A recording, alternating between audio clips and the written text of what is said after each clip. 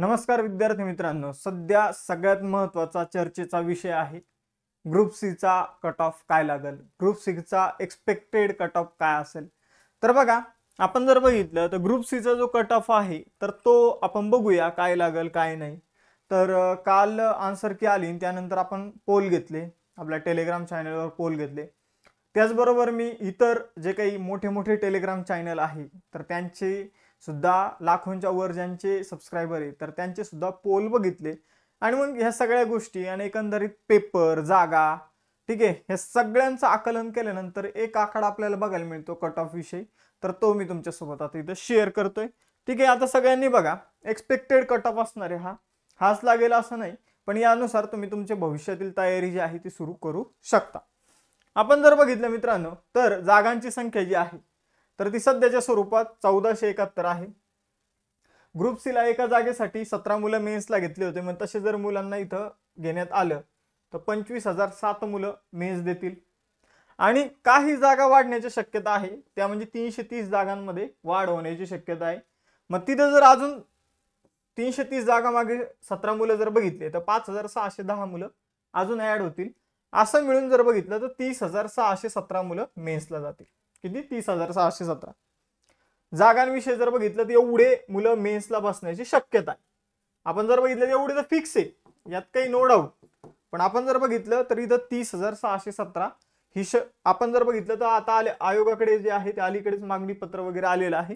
मग 30,000 हा आकडा 30,000 3,500 जर बघितलं तर एवढे मुलं मेन्सला बसू शकतात। ठीक आहे, मग आपण जर बघितलं तर हा झाला जागांचा विषय, म्हणजे मेन्सला जाणाऱ्यांची संख्या आपल्याला मोठ्या प्रमाणावर बघायला मिळत आहे जर आयोगाने इथं त्यांचा रेशो जो आहे तो मेंटेन ठेवला तर। त्याचबरोबर जर बघितलं तर अर्ज करणाऱ्यांची संख्या किती होती? 2,12,457। म्हणजे अर्ज जर बघितलं तर तुलनेने कमी आलेले। ठीक आहे, अर्ज जर बघितलं तर राज्यसेवा ग्रुप बी याच्या तुलनेने ग्रुप सी ला अर्जांची संख्या जी आहे तर ती आपल्याला कमी बघायला मिळते।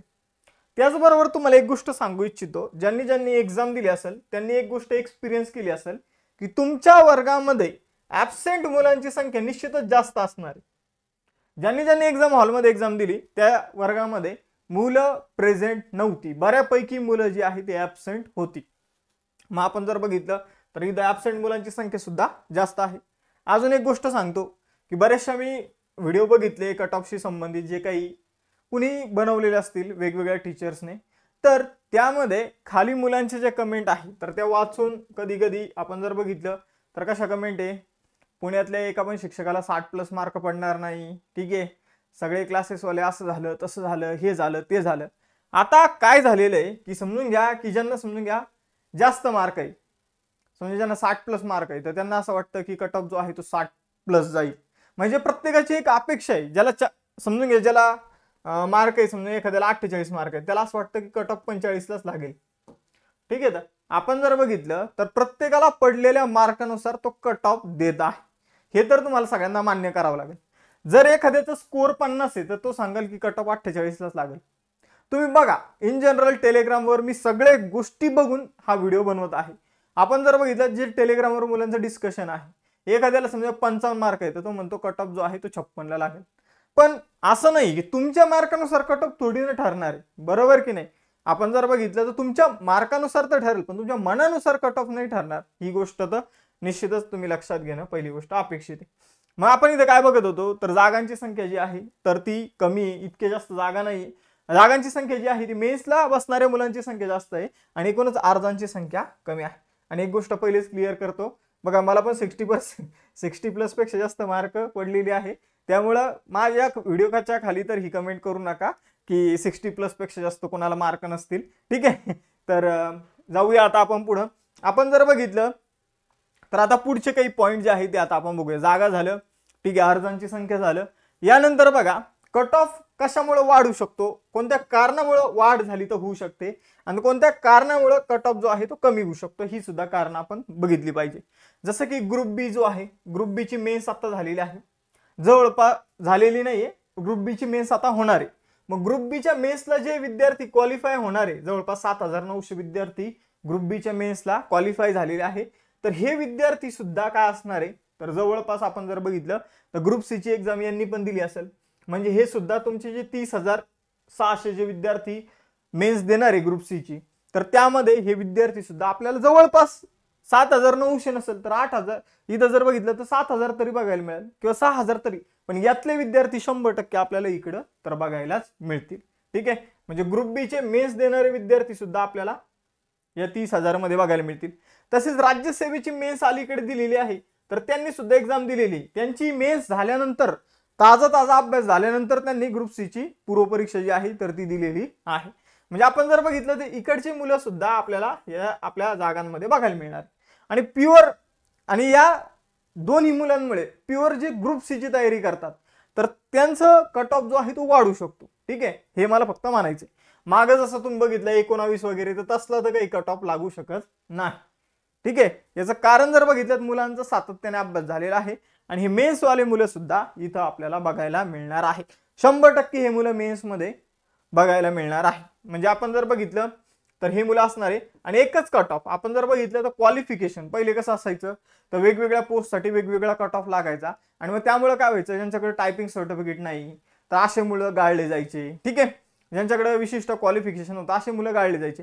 पण एका कट ऑफ मुळे काय होणार आहे, तर एकच कट ऑफ मुळे ज्यांच्याकडे समजा एखादं टायपिंग सर्टिफिकेट नाही तो पण आता मेन्सला अपिअर होऊन जाईल. ठीक आहे, तो त्या स्पेसिफिक जागेसाठी मेन्स देईल, पण तो सुद्धा मेन्सला असणार आहे. म्हणजे हा सुद्धा कुठे ना कुठे थोडाफार इम्पॅक्ट याचा सुद्धा पडणार आहे.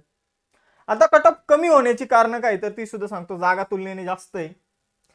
ग्रुप बी चा कट ऑफ एवढा लागला कारण जागा जर बघितल्या तर मेन्सला बसणाऱ्यांची संख्या 7,900, 400 कितीतरी समथिंग जागा होत्या. आता इथं जर बघितलं तर 1400 प्लस जागा आहे, त्यामध्ये पण 330 जागांची वाढ होणार आहे. म्हणजे जर बघितलं तर जवळपास 1800 जागा आहे. 1800 जागा गुणिले 17 जवळपास 30,600 विद्यार्थी जवळपास काय देणार मित्रांनो, तर इथं मुख्य परीक्षा देणार आहे. आपण असं कन्सिडर करून चालूया. मग आपण जर बघितलं आणि पेपर जो होता तो मध्यम स्वरूपाचा होता, खूप जास्त सोपा नव्हता अगदी आणि खूप जास्त हार्ड पण नव्हता. आपण जर बघितलं हा मीडियम स्वरूपाचा होता. आणि इथं सगळ्यात मेन कारण अजून एक मला वाटतं ते म्हणजे ग्रुप बी चा कट ऑफ जो आहे तो लेट जाहीर केला ग्रुप बी चा कट ऑफ. त्यामुळे काय होतं, ग्रुप बी मध्ये मी एक ऑब्झर्व केलं, ग्रुप बी चे जे काही मुलं होते कंबाईन गट ब चे, तर ते ज्यांना स्कोर जो आहे तो 50 प्लस होता, तर ते मुलं मोस्टली काय मराठी व्याकरण इंग्रजी व्याकरणच्या तयारीमध्ये लागलेले होते. आणि अचानकच 10 दिवसा अगोदर जर बघितलं तर एक्झामच्या ग्रुप बी चा कट ऑफ लागलेला आहे.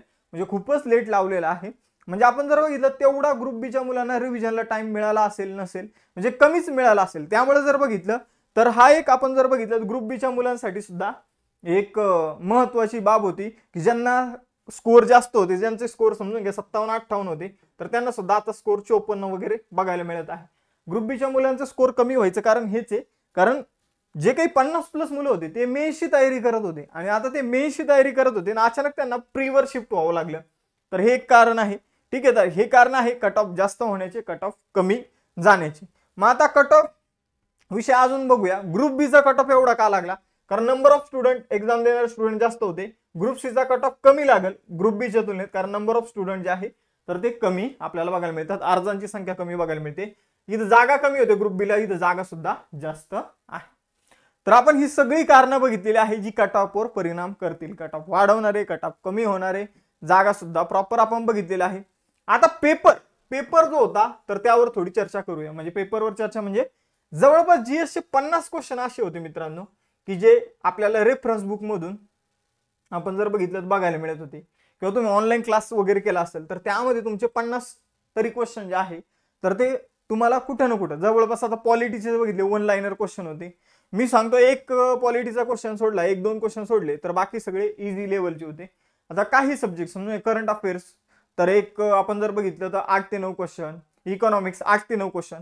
तर अशा जर बघितलं तर 50 क्वेश्चन जे आहे ते जीएस चे 50 क्वेश्चन ज्याचा व्यवस्थित अभ्यास आहे अशा मुलाचे तर बरोबर आलेलेच असते. ज्याचा अभ्यास आहे ते म्हणतोय मी. ठीक आहे, आणि मॅथ्स रिझनिंगचे आपण 10च पकडू कारण वेळेची पण मर्यादा आहे. तर असं जर बघितलं तर जो अभ्यासू मुलगा आहे ज्याचा प्रॉपर अभ्यास आहे त्याला 60 प्रश्न त्याचे बरोबर आले असतील. आणि 60च्या 60 तर त्याने फक्त 60च सोडवले असतील असं नाहीये. त्याने समजून घ्या एक 70 ते आपण जर बघितलं त्याचा अटेम्प्ट जो आहे तो 80 ते 90 असतो इन जनरल मुलांचा अटेम्प्ट. म्हणजे आपण जर बघितलं तर त्याचे 20 ते 30 क्वेश्चन चुकलेले असणार. म्हणजे 5 ते 8 क्वेश्चनचे मार्क आपल्याला त्याचे मायनस करावं लागेल. मग आपण जास्तीत जास्त मार्क जर मायनस केले तर 52 जो आहे समजून घ्या आपण 32 समजा 92 त्याने सोडवले असतील आणि आपण 32 चुकीच्या क्वेश्चनचे मार्क मायनस केले तर 8 मार्क आपल्याला मायनस करावं लागेल. समजा 52 मार्क जे आहे ते एका ॲव्हरेज अभ्यास करणाऱ्या मुलांचे मार्क बघायला मिळतात. आणि मी जेवढं ऑब्झर्वेशन केलं त्यामध्ये 52, 54, 50, 48 ही रेंजच मला बघायला मिळत आहे. काही क्वचितच मुलांचे स्कोर 60+ बघायला मिळत आहे. मग आपण जर बघितलं तर आता कट ऑफ का असू शकतो ओपनचा, तर ओपनचा मी तुम्हाला कट ऑफ सांगतो, मग बाकी तुम्ही कॅटेगरी वाईज बघून घ्या. मेल जो आहे मेल, ओपन मेल, तर ओपन मेलचा 50 +2 -2 आणि फिमेलचा 48 +2 -2. तर हा माझा प्राथमिक अंदाज आहे. हे सगळ्या गोष्टी तुमचा पेपर बघितला, तुमच्या जागांची संख्या बघितली, ठीक आहे, तर हे सगळ्यावरून जो कट ऑफ आहे तर तो असा लागू शकतो. आता बघा 50 म्हणजे आपण जर बघितलं तर 50 +2 -2 48 ते 52 आणि फिमेलमध्ये 46 ते 50 हे आपल्याला एक प्राथमिक माझा अंदाज तरी आहे. मग आता तयारी कुणी करावी, तर तयारी समजून घ्या तुम्ही 45+ वाले जे मुलं आहे तर त्यांनी मेन्सची तयारी केली तरी चालेल.